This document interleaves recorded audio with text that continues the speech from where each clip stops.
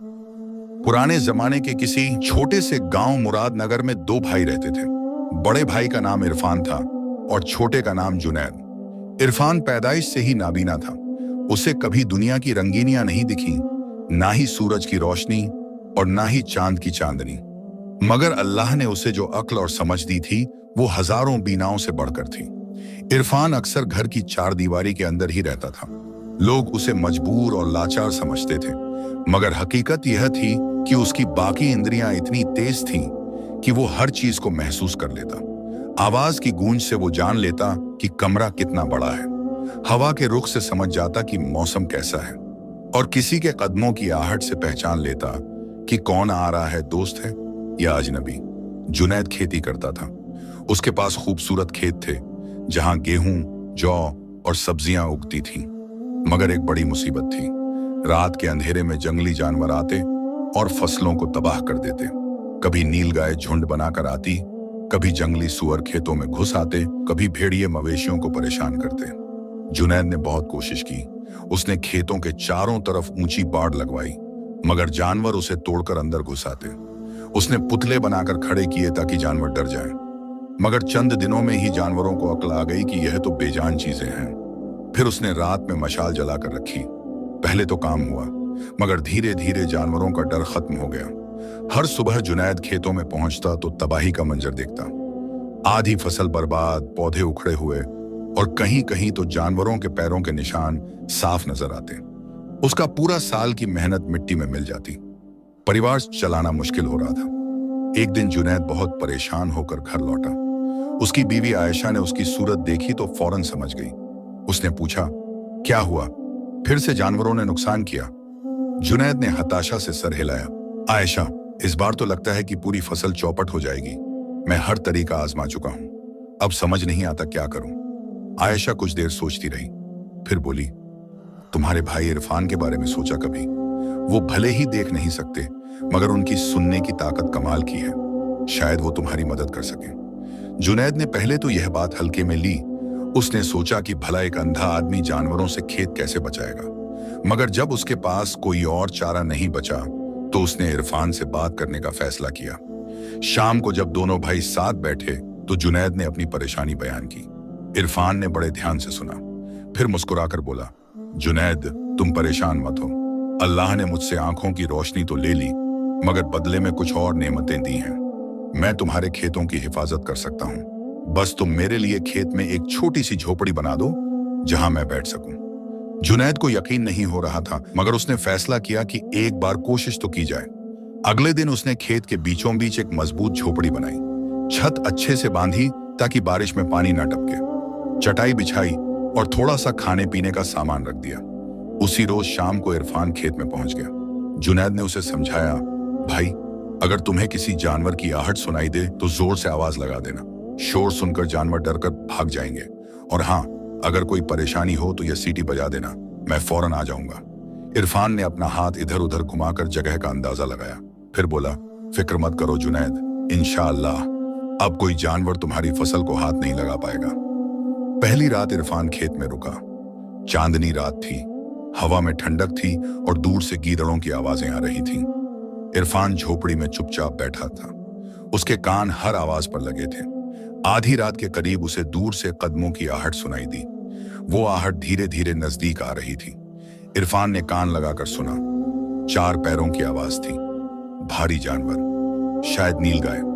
उसने फौरन जोर से आवाज लगाई, अल्लाहू अकबर, भाग जाओ यहां से। इतनी जोर की आवाज सुनकर जानवर चौंक गया और भागने लगा। इरफान मुस्कुराया। उसकी तरकीब काम कर गई। ऐसे ही कई दिन बीत गए। इरफान रात रात भर जागता और खेतों की हिफाजत करता।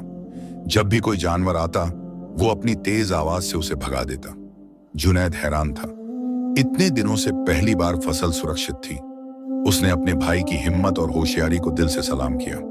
धीरे धीरे इरफान को खेत की हर आवाज की पहचान हो गई। वो समझने लगा कि कौन सी आवाज किस जानवर की है। हिरन की दौड़ने की आवाज अलग होती थी, हल्की और तेज। जंगली सुअर की आवाज भारी और लड़खड़ाती हुई। नीलगाय के कदम मध्यम रफ्तार के मगर मजबूत, और लोमड़ी की चाल बहुत हल्की और चुपके से।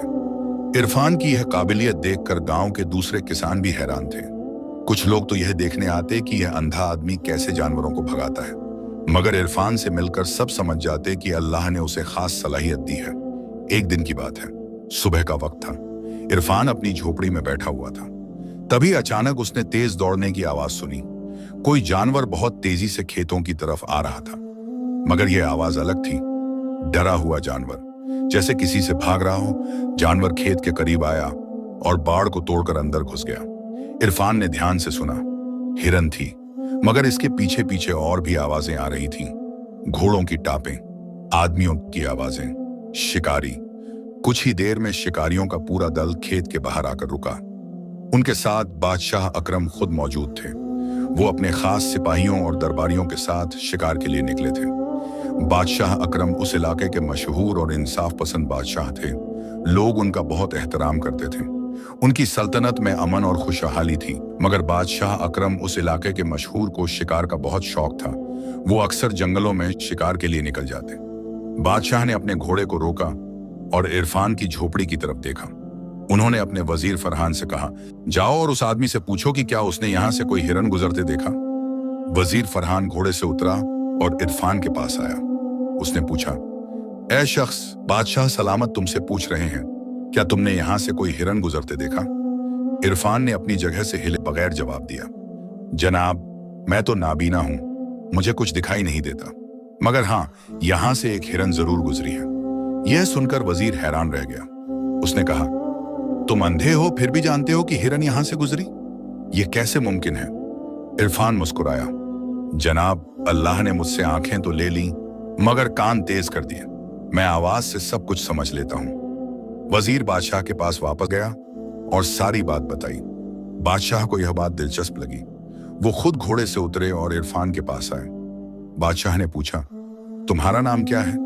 इरफान, हुजूर। इरफान, तुम कहते हो तुम अंधे हो, फिर तुम्हें कैसे मालूम कि यहां से हिरन गुजरी? इरफान ने अदब से जवाब दिया, जहां पनाह, मैं खेतों की हिफाजत करता हूं। मेरा काम है जानवरों को पहचानना और भगाना। जब वो हिरन यहां से गुजरी तो मैंने उसके कदमों की आवाज सुनी। उसकी दौड़ने की रफ्तार और सांसों की आवाज से मैं समझ गया कि यह हिरन है। बादशाह हैरान रह गए। उन्होंने कहा, तुम सच में बहुत दिलचस्प शख्स हो। चलो बताओ, वो हिरन किस तरफ गई? इरफान ने अपना हाथ उठाकर एक दिशा की तरफ इशारा किया। हुजूर, वो उस तरफ गई है, मगर मेरी राय में आपको उसका पीछा नहीं करना चाहिए। यह सुनकर बादशाह के चेहरे पर हैरानी के भाव आ गए। उनके साथ खड़े दरबारी भी हैरान थे। एक अंधा आदमी बादशाह को मशवरा दे रहा था। क्यों? बादशाह ने पूछा। क्योंकि, इरफान ने नरमी से कहा, वो हिरन दरअसल हिरनी है और वो हामिला है। बादशाह अकरम के चेहरे पर हैरानी की लकीरें उभर आईं। उनके साथ खड़े तमाम दरबारी और सिपाही भी एक दूसरे का मुंह देखने लगे। एक अंधा आदमी यह कैसे बता सकता है कि हिरन नर है या मादा, और वो भी हामिला? बादशाह ने शक भरी नजरों से इरफान की तरफ देखा और कहा, इरफान, मुझे यकीन नहीं आ रहा। तुम कहते हो तुम्हें दिखाई नहीं देता, फिर तुम्हें कैसे मालूम कि वो हिरनी थी और वो भी हामिला? इरफान ने अपनी जगह पर बैठे बैठे ही अदब से जवाब दिया, हुजूर, मैं झूठ नहीं बोलता, अल्लाह गवाह है। जब वो जानवर यहां से गुजरा तो मैंने उसके कदमों की आवाज बहुत गौर से सुनी। नर हिरन की दौड़ तेज और फुर्तीली होती है, मगर यह जानवर कुछ सुस्ती से भाग रहा था। उसकी सांसें भी भारी थीं। वजीर फरहान ने बीच में कहा, मगर इससे कैसे साबित होता है कि वो हामिला थी? इरफान ने मुस्कुराते हुए जवाब दिया, जनाब, सबसे अहम बात यह है कि मेरे खेत की ज्यादा ऊंची नहीं है।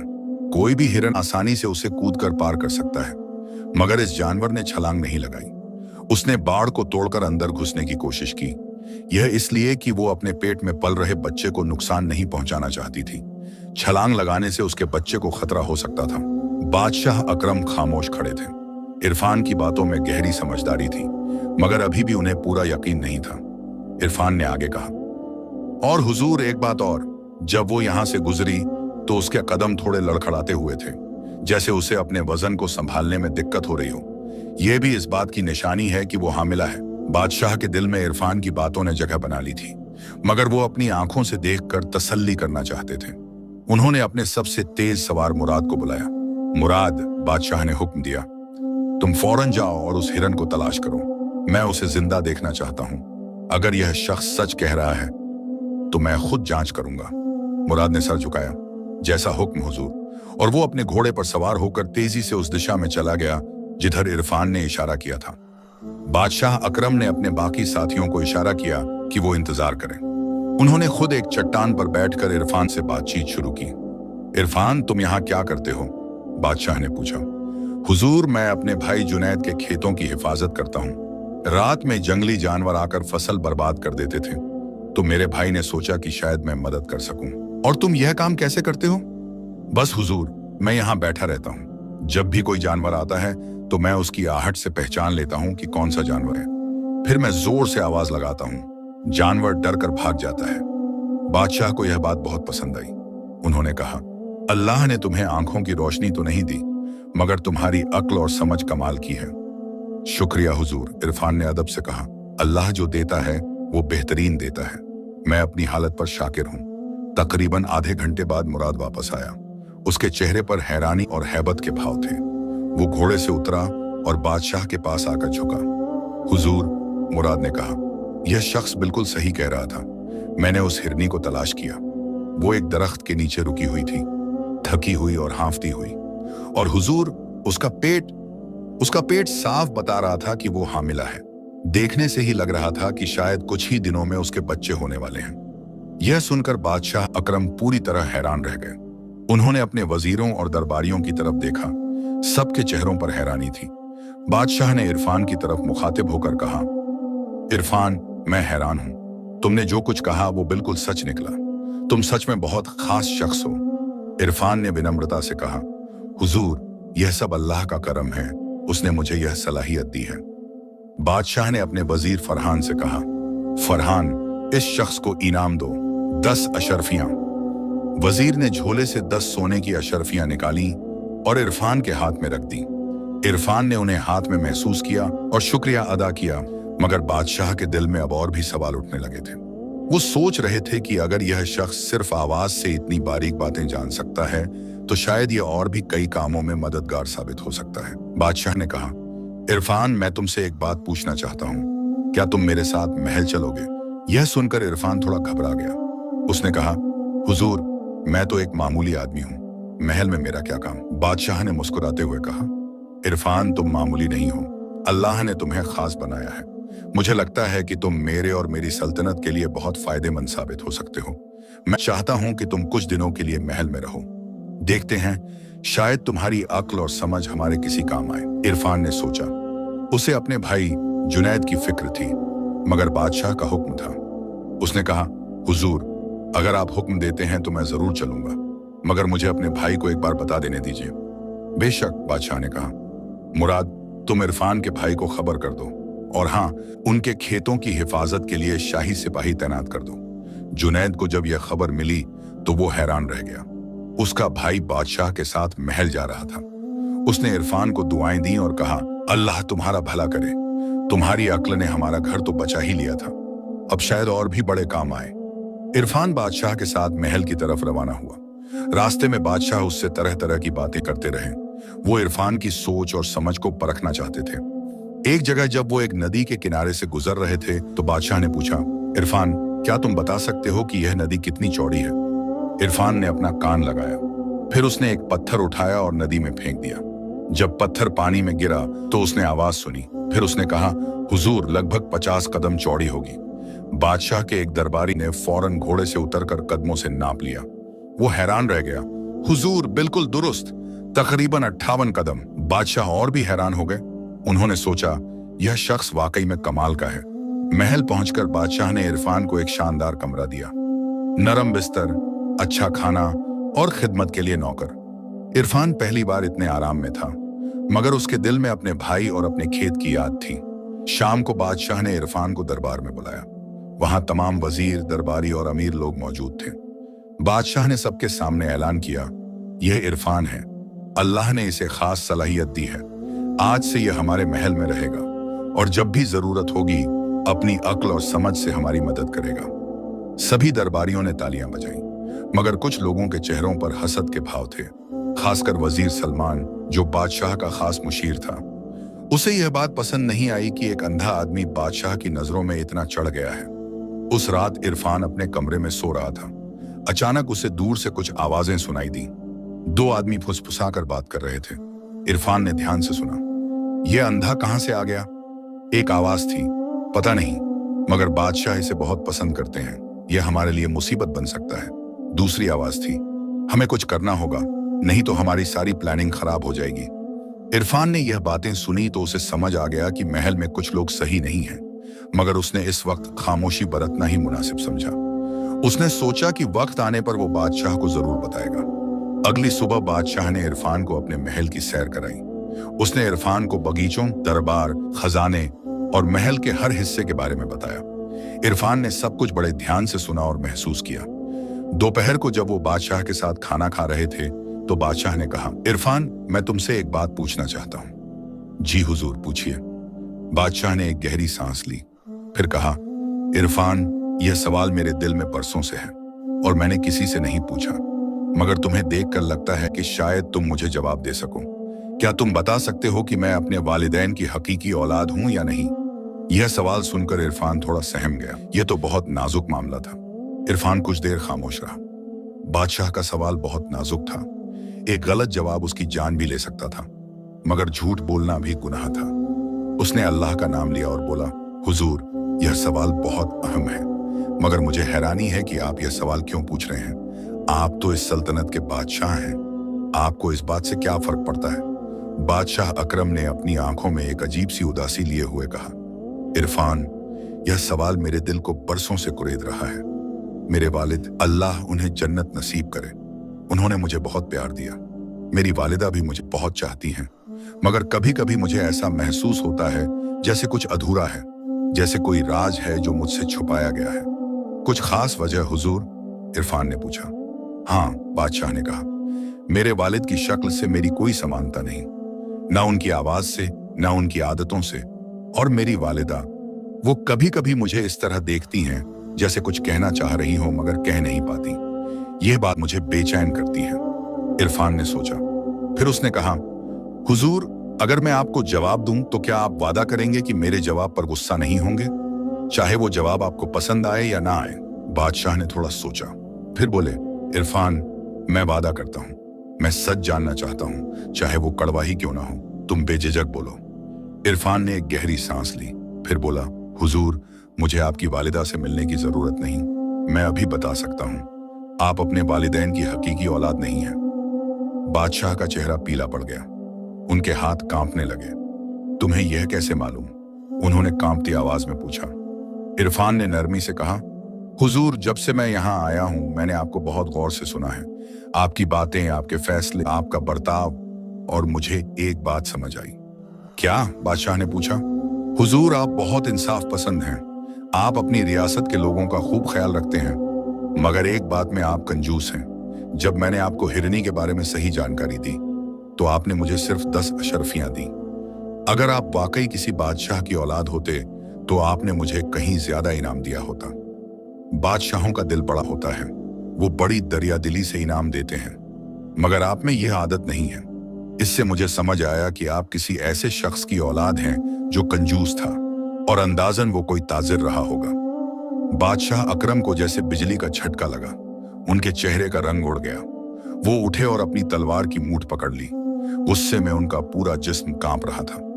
इरफान डरा नहीं, वो शांति से अपनी जगह पर बैठा रहा। बादशाह ने तलवार खींच ली और तेजी से अपनी वालिदा के महल की तरफ चल दिए। इरफान समझ गया कि अब क्या होने वाला है। बादशाह अपनी वालिदा मल्लिका फातिमा के कमरे में दाखिल हुए। मल्लिका अपनी सहेलियों के साथ बैठी थी। बेटे को इस हालत में देखकर वो घबरा गई। बेटा, क्या हुआ? तुम इतने परेशान क्यों हो? मल्लिका ने पूछा। बादशाह ने तलवार अपनी वालिदा के सामने रख दी और गुस्से में बोले, अम्मी, मैं आज सच जानना चाहता हूं। अगर आपने झूठ बोला तो मैं यह तलवार अपने सीने में उतार लूंगा। क्या मैं वाकई अपने वालिद का बेटा हूं? क्या मैं आपकी हकीकी औलाद हूं? मल्लिका फातिमा का चेहरा पीला पड़ गया, उनकी आंखों में आंसू आ गए। वो समझ गईं कि अब सच छुपाना मुमकिन नहीं। काफी देर की खामोशी के बाद मल्लिका ने कांपती आवाज में कहा, बेटा, तुम हमारे अपने नहीं हो। मुझे और तुम्हारे वालिद को औलाद नसीब नहीं हुई थी। हमने बरसों दुआएं मांगी, मगर अल्लाह की मर्जी कुछ और थी। बादशाह को जैसे जमीन धंसती लगी। उन्होंने दीवार का सहारा लिया। मल्लिका ने आगे कहा, तुम्हारे वालिद के एक बहुत करीबी दोस्त थे तैमूर। वो एक ताजिर थे, बहुत अमीर, मगर हाँ, वो बहुत कंजूस भी थे। अपने घर के लोगों के साथ भी वो पैसों के मामले में सख्त रहते थे। उनकी बीवी फरीदा बहुत नेक औरत थी। उनके तुम इकलौते बेटे थे। फिर क्या हुआ? बादशाह ने पूछा। एक रात मलिका की आवाज भर आई। तैमूर के घर में आग लग गई, भयंकर आग, कोई बचा नहीं सका। तैमूर, फरीदा और उनके बाकी घर के लोग सब उस आग में जल गए। बस तुम बच गए थे। तुम बहुत छोटे थे, शायद 1 साल के। घर के बाहर एक पालने में सो रहे थे। बादशाह की आंखों में आंसू आ गए। मल्लिका ने कहा, हमने तुम्हें अपना लिया, तुम्हें अपनी औलाद की तरह पाला। तुम्हारे वालिद ने तुम्हें वो सब कुछ दिया जो एक बाप अपने बेटे को देता है। हमने तुम्हें कभी यह एहसास नहीं होने दिया कि तुम हमारे अपने नहीं हो। हमने तुमसे सच्ची मोहब्बत की बेटा। बादशाह अकरम धीरे धीरे जमीन पर बैठ गए। उनका पूरा जिस्म कांप रहा था। इतने बरसों का राज आज खुल गया था। काफी देर बाद बादशाह उठे। उन्होंने अपनी अम्मी को देखा। मल्लिका रो रही थी। बादशाह ने आगे बढ़कर अपनी अम्मी के कदमों को छुआ और बोले, अम्मी, आपने और अब्बू ने जो मेरे लिए किया वो किसी हकीकी माँ बाप से कम नहीं। आपने मुझे प्यार दिया, परवरिश दी, बादशाह बनाया। मैं आपका शुक्रगुजार हूं और मैं आज भी आपका बेटा हूं, चाहे खून का रिश्ता हो या ना हो। मल्लिका ने अपने बेटे को गले से लगा लिया और दोनों खूब रोए। कुछ देर बाद बादशाह वापस अपने कमरे में आए। उन्होंने इरफान को बुलाया। इरफान, बादशाह ने कहा, तुमने सच कहा, मगर तुम्हें यह कैसे मालूम हुआ कि मेरे वालिद एक कंजूस ताजिर थे? इरफान ने नरमी से कहा, हुजूर, जैसा मैंने कहा, आपकी आदतों से एक बादशाह जब किसी की काबिलियत देखता है तो दिल खोलकर इनाम देता है, मगर आपने मुझे बहुत कम दिया। यह आदत आप में अपने असली वालिद से आई होगी। खून का रिश्ता ना सही, मगर बचपन की आदतें तो जरूर असर डालती हैं। बादशाह ने शर्मिंदगी से सर झुका लिया। फिर उन्होंने फौरन एक थैली मंगवाई जो सोने की अशर्फियों से भरी थी। उन्होंने वो थैली इरफान के हाथ में दे दी। इरफान, बादशाह ने कहा, आज से मैं अपनी इस कंजूसी को छोड़ता हूं। तुमने मुझे एक बहुत बड़ा सबक सिखाया है, और एक बात, जो कुछ आज हमारे बीच हुआ है वो राज रहना चाहिए। क्या तुम इसे अपने दिल में महफूज रखोगे? इरफान ने अपना हाथ दिल पर रखा और कहा, हुजूर, मुझे अपने वालिदैन की रूह की कसम, यह राज मेरी कब्र में ही जाएगा। मैं कभी किसी को नहीं बताऊंगा। बादशाह खुश हुए। उन्होंने इरफान को गले लगाया। उस दिन से बादशाह और इरफान के बीच एक खास रिश्ता बन गया, एक रिश्ता एतबार और एहतराम का। कुछ दिन इसी तरह गुजर गए। इरफान महल में रहता और बादशाह से मुख्तलिफ मसलों पर बात करता। बादशाह उसकी अक्ल और समझ से बहुत खुश थे। एक दिन बादशाह ने इरफान को अपने पास बुलाया। उनके चेहरे पर परेशानी के आसार थे। इरफान, बादशाह ने कहा, मुझे एक बात परेशान कर रही है। कुछ दिनों से मुझे शक हो रहा है कि मेरे दरबार में कोई मेरे खिलाफ साजिश कर रहा है। मेरे जासूसों ने कुछ अफवाहें सुनी हैं, मगर अभी तक कोई पुख्ता सबूत नहीं मिला। इरफान ने ध्यान से सुना, फिर बोला, हुजूर, मुझे पहली रात से ही कुछ शक था। मैंने 2 आदमियों को फुसफुसाते हुए सुना था। वो मेरे बारे में बात कर रहे थे और कह रहे थे कि मैं उनकी किसी प्लानिंग में रुकावट बन सकता हूं। बादशाह चौंक गए। तुमने पहले क्यों नहीं बताया? हुजूर, उस वक्त मेरे पास कोई सबूत नहीं था। मैं बिना सबूत के आरोप नहीं लगाना चाहता था, मगर अब जब आप खुद कह रहे हैं तो मैं मदद कर सकता हूं। कैसे? बादशाह ने पूछा। इरफान ने कहा, हुजूर, कल दरबार लगाइए, सभी वजीरों और दरबारियों को बुलाइए, मुझे भी साथ रखिए। मैं हर किसी की आवाज, लहजा और बातचीत का अंदाज सुनूंगा। अगर कोई गद्दार है तो उसकी आवाज में घबराहट होगी। झूठ बोलने वाले की आवाज में एक खास कंपन होता है जो मैं पहचान सकता हूं। बादशाह को यह तरकीब पसंद आई। उन्होंने कहा, ठीक है इरफान, कल दरबार में तुम मेरे साथ रहोगे। अगले दिन सुबह दरबार लगा। बादशाह अपने तख्त पर बैठे थे। उनके दाईं तरफ वजीर आजम हामिद बैठे थे और बाईं तरफ इरफान को जगह दी गई। सभी दरबारी और वजीर अपनी अपनी जगहों पर मौजूद थे। इरफान बड़े ध्यान से सबकी आवाजें सुन रहा था। हर किसी के बोलने का अंदाज, लहजा, रुकावटें, सब कुछ। बादशाह ने रियासत के मामलात पर सवाल किए। खजाने की हालत, फौज की तैयारी, सरहदों की सुरक्षा, हर चीज पर बात हुई। जब वजीर जलाल ने खजाने की रिपोर्ट दी तो इरफान ने उसकी आवाज में कुछ अजीब महसूस किया। वजीर बार बार अपनी बात दोहरा रहा था, जैसे वो कुछ छुपा रहा हो। जब वजीर सलमान ने फौज की रिपोर्ट दी तो इरफान ने नोट किया कि उसकी आवाज में घबराहट थी। वो जल्दी जल्दी बोल रहा था, जैसे जल्दी से अपनी बात खत्म करना चाहता हो। दरबार खत्म होने के बाद बादशाह ने इरफान को अकेले में बुलाया। क्या पता चला? बादशाह ने पूछा। इरफान ने कहा, हुजूर, मुझे वजीर सलमान पर सबसे ज्यादा शक है। उसकी आवाज में घबराहट थी। वो बार बार अपनी बात बदल रहा था, और जब आपने सरहदों की सुरक्षा के बारे में पूछा तो उसने फौरन जवाब देने की बजाय थोड़ा रुक कर जवाब दिया, जैसे वो कुछ सोच रहा हो कि क्या कहना है। बादशाह को यह बात समझ आई। उन्होंने फौरन अपने सबसे काबिल एतबार सिपह सालार कासिम को बुलाया। कासिम, बादशाह ने हुक्म दिया, वजीर सलमान पर खुफिया निगरानी रखी जाए। पता लगाओ कि वो कहां जाता है, किससे मिलता है, क्या करता है। मुझे पूरी रिपोर्ट चाहिए। कासिम ने फौरन काम शुरू कर दिया। उसने अपने सबसे काबिल जासूसों को लगा दिया। कासिम के जासूस दिन रात वजीर सलमान पर नजर रखने लगे। हर कदम, हर मुलाकात, हर खत, सब कुछ नोट किया जा रहा था।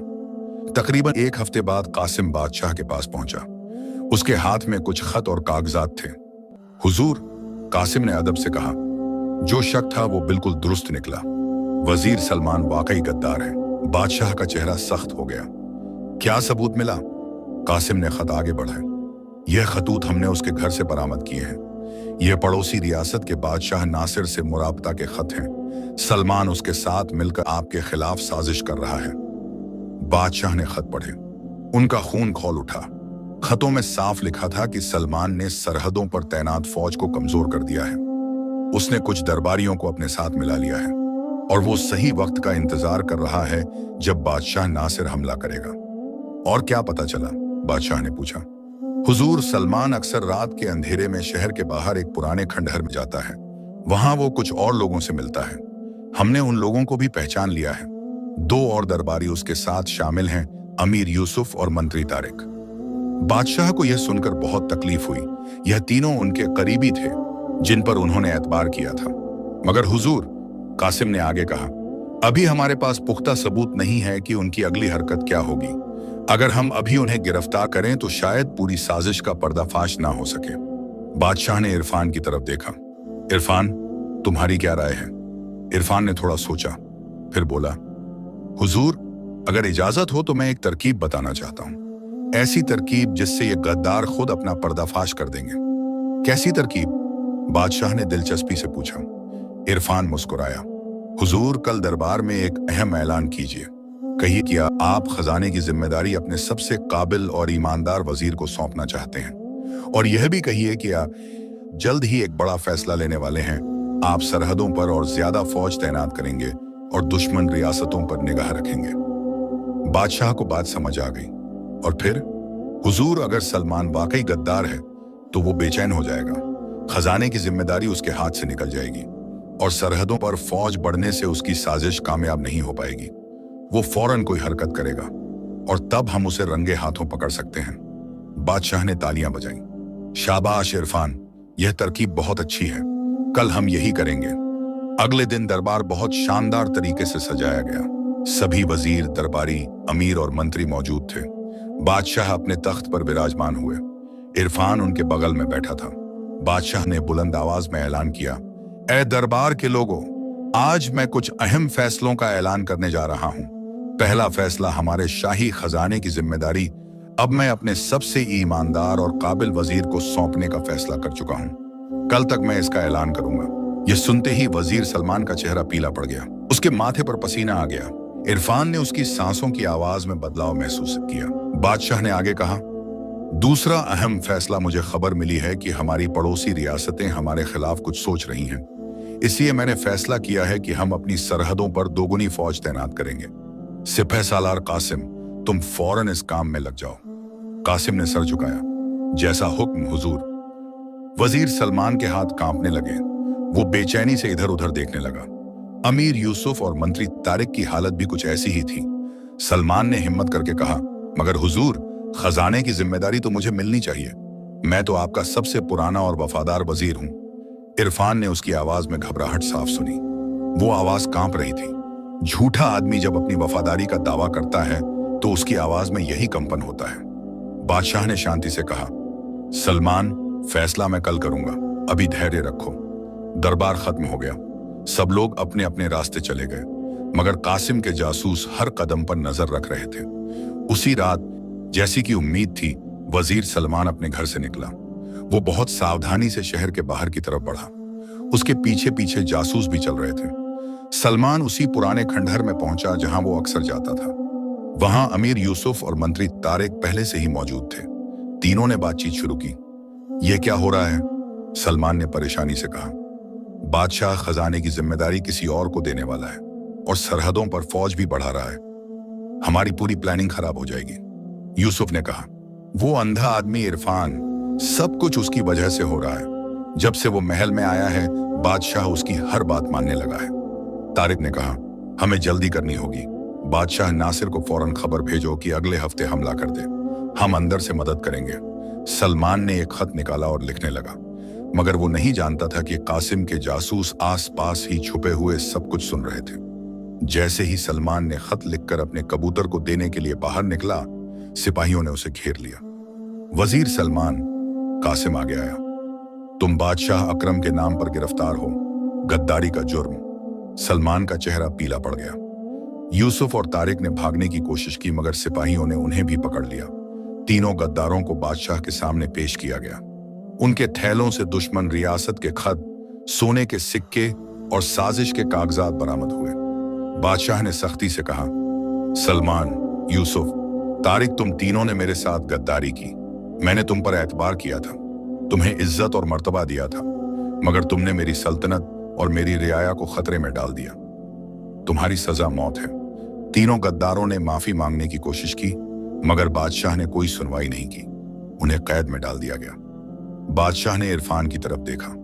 इरफान, तुमने ना सिर्फ मेरी जान बचाई, बल्कि मेरी पूरी सल्तनत को तबाही से बचा लिया। मैं तुम्हारा शुक्रगुजार हूं। इरफान ने विनम्रता से कहा, हुजूर, मैंने तो बस अपना फर्ज अदा किया। यह सब अल्लाह की मेहरबानी है। बादशाह ने हुक्म दिया कि इरफान को सोने की अशरफियों से भरी 3 थैलियां दी जाएं।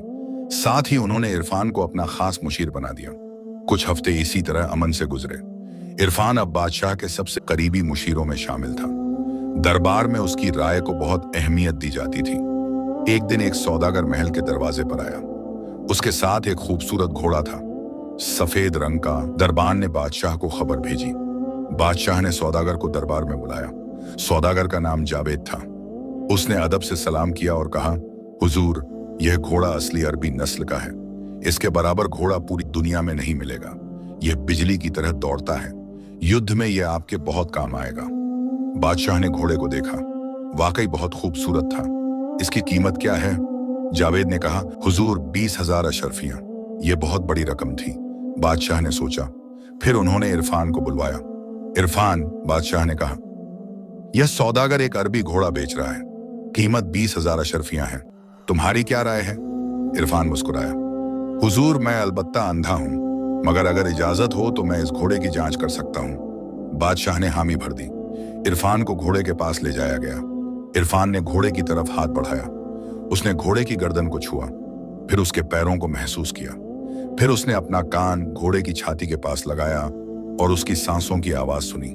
कुछ देर बाद इरफान ने कहा, हुजूर, अगर इजाजत हो तो इस घोड़े को जरा दौड़ाया जाए। मैं इसकी टापों की आवाज सुनना चाहता हूं। बादशाह ने हुक्म दिया। एक सिपाही घोड़े पर बैठा और उसे दरबार के सामने के मैदान में दौड़ाया। इरफान ने बड़े ध्यान से टापों की आवाज सुनी। घोड़ा दौड़ा, फिर रुका। इरफान ने उसकी सांसों की आवाज पर भी गौर किया। फिर इरफान बादशाह के पास वापस आया और बोला, हुजूर, ये घोड़ा असली अरबी नस्ल का नहीं है। इसकी टापों में वो गूंज नहीं है जो एक असली अरबी घोड़े की होती है।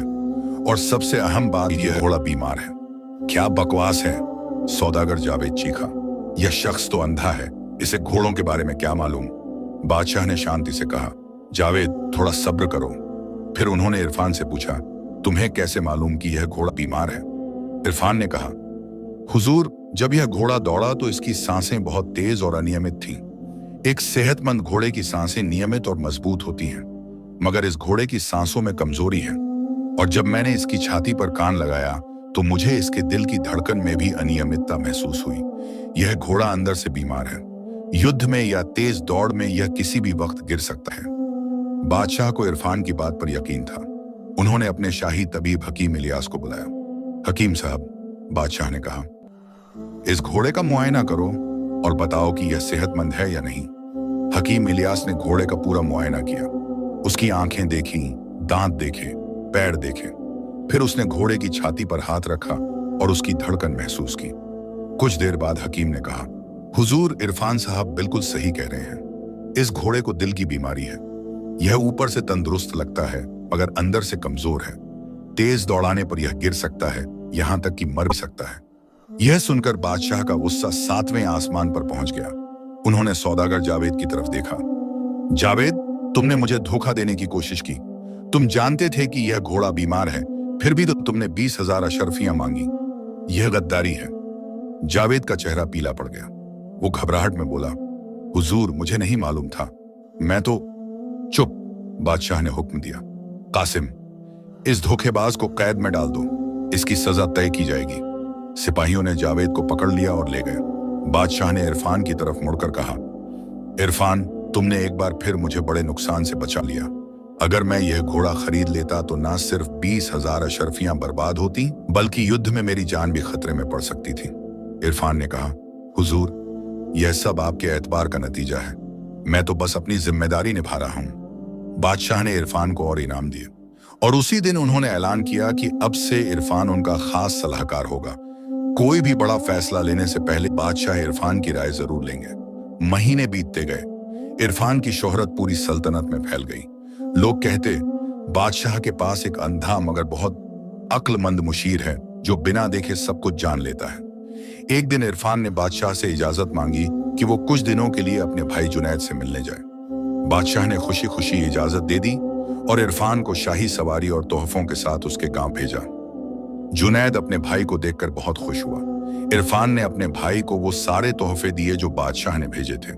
उसने अशरफियां भी दी ताकि जुनैद अपनी जिंदगी आराम से गुजार सके। जुनैद ने कहा, अल्लाह ने तुझे जो काबिलियत दी है वो कमाल की है। तू अंधा जरूर है मगर तेरी बसीरत हम सबसे ज्यादा है। इरफान मुस्कुराया, जुनैद, यह सब अल्लाह की मेहरबानी है। उसने मुझसे आंखें ले ली मगर दिल में नूर भर दिया। असली देखना आंखों से नहीं, दिल से होता है। कुछ दिन गांव में बिताने के बाद इरफान वापस महल लौट आया। उसका काम जारी रहा। वो बादशाह की मदद करता रहा। उसकी अक्ल और समझ से सल्तनत में अमन रहा। साल बीतते गए। बादशाह अकरम की सल्तनत फली फूली। लोग खुश और खुशहाल थे और इसमें इरफान का बहुत बड़ा हाथ था। एक दिन बादशाह ने बड़े दरबार का आयोजन किया। पूरी सल्तनत के अमीर, जागीरदार और अहम लोग मौजूद थे। बादशाह ने ऐलान किया, आज मैं एक खास ऐलान करना चाहता हूँ। इरफान, जो कभी एक मामूली किसान का भाई था, आज मेरा सबसे खास मुशीर है। उसकी अक्ल और समझ ने हमारी सल्तनत को कई बार तबाही से बचाया है। आज से इरफान को वजीरुल बसीरत का खिताब दिया जाता है, यानी बसीरत वाला वजीर। पूरे दरबार में तालियां गूंज उठी। इरफान को शाही खिलात पहनाया गया। उसे एक बड़ी जागीर दी गई और बादशाह ने खुद उसके माथे पर हाथ रखकर दुआ दी। इरफान की आंखों में आंसू आ गए। उसने सजदे में सर रख दिया और अल्लाह का शुक्र अदा किया।